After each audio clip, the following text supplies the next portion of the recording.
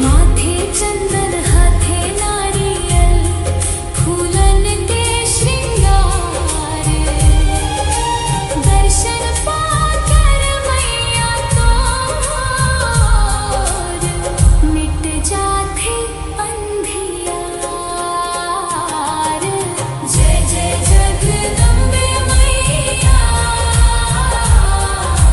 तोर महिमा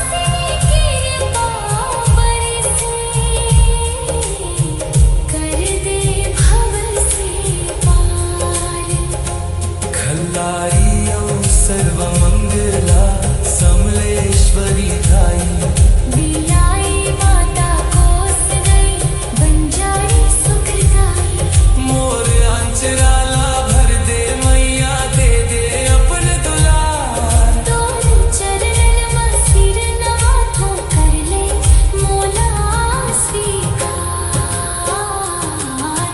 जय जय जगदम्बे मैया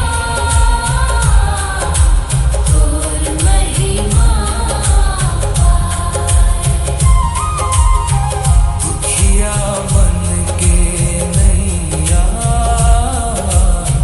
पार लगावे हर पार।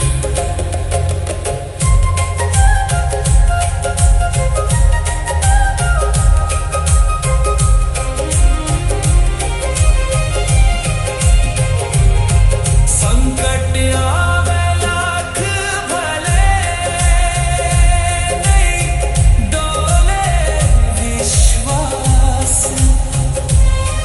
तोर कृपा के छाप मैया कट जाथे सब त्रास।